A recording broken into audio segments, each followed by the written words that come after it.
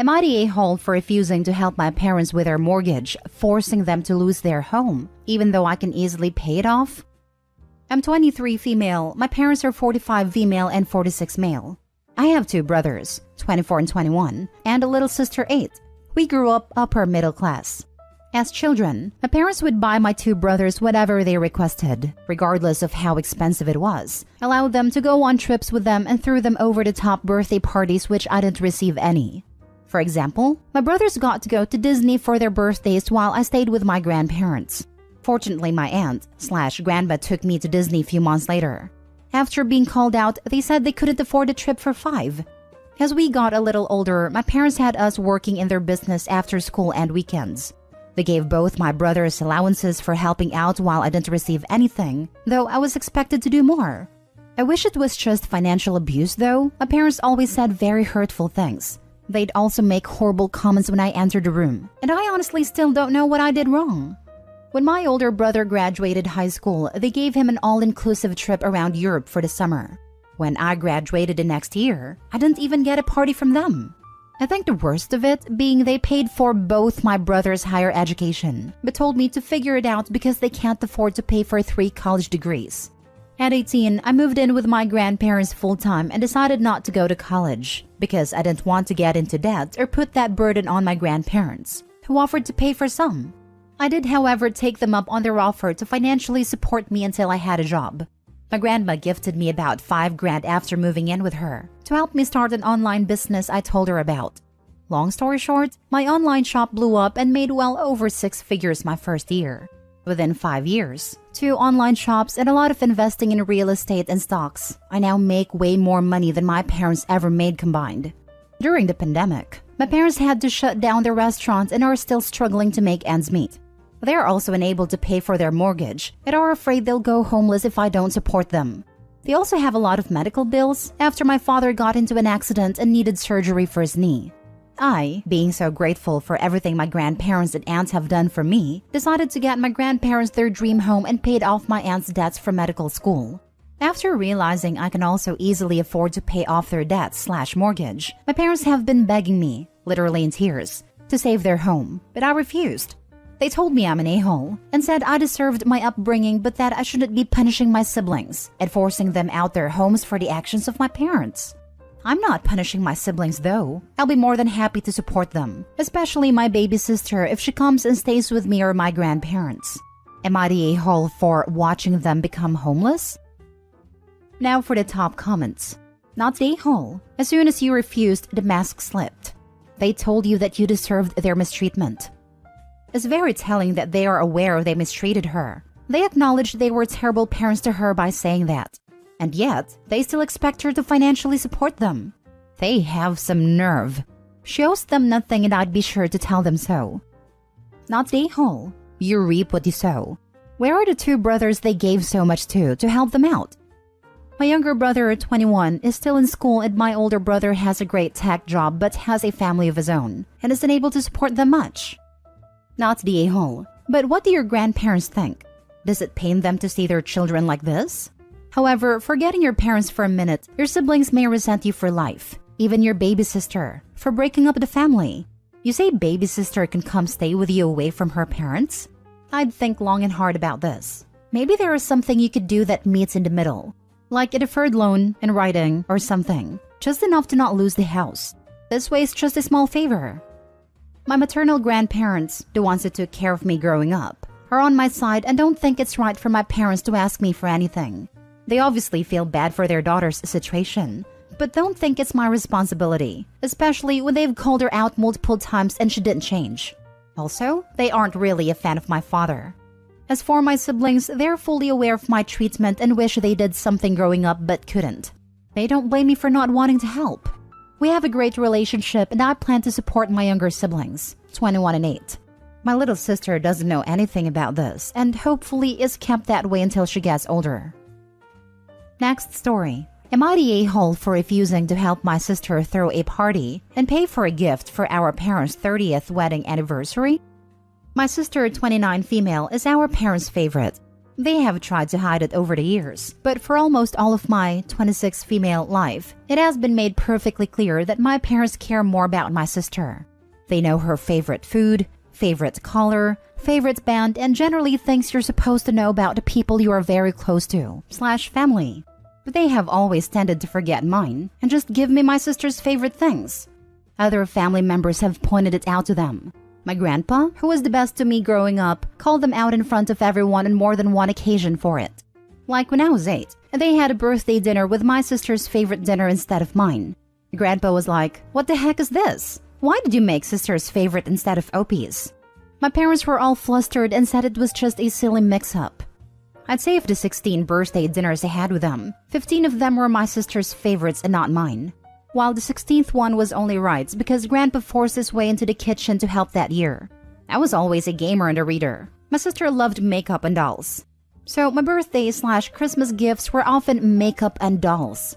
When people used to ask them what I wanted to be, they'd say what my sister wanted to be. I have brought up to them on multiple occasions that it hurts my feelings, but they never change. So I started to become more distant from my parents and don't make the effort I used to. My sister has acknowledged that she's aware of this stuff, but she still wanted me to help her throw a party for their anniversary and to go half with her on this really expensive gift she wants to get them.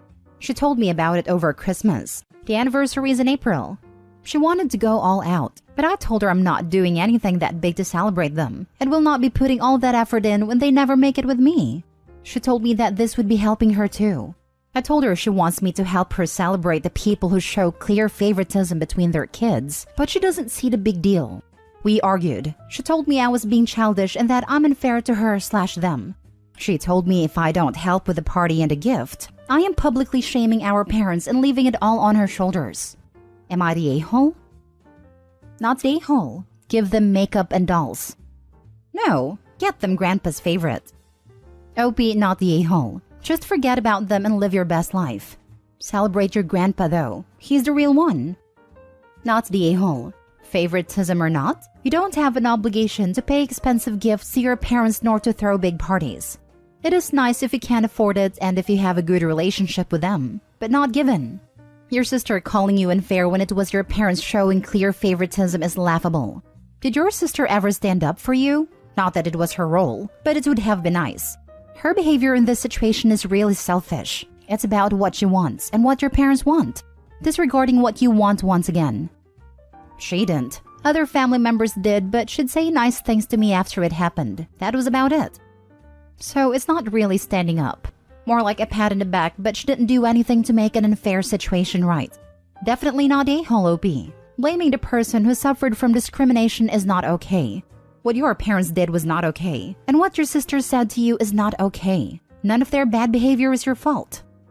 Not the a-hole, and I'm surprised you're still keeping in touch with them. You aren't obliged to give your parents anything just because they made you. I hope you are surrounded by better people now.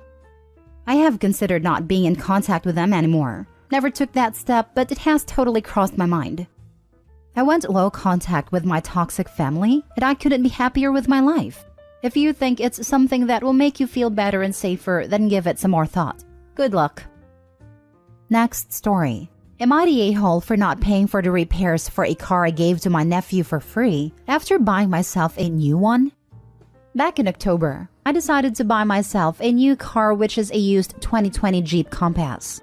First vehicle I've gotten myself in over a decade. My nephew began college over the summer but had no car for transportation, and I was only going to get between $500 to $1,000 for it for trade-in or sale anyways. So, I decided to be a cool uncle and give it to him for free as his first vehicle. It was a 2008 Dodge and in pretty good shape. Drove well but had some problems such as oil pan leaking and some other minor work. So I brought it up with my brother, nephew's father, that I wanted to give my nephew my old car as a gift for free.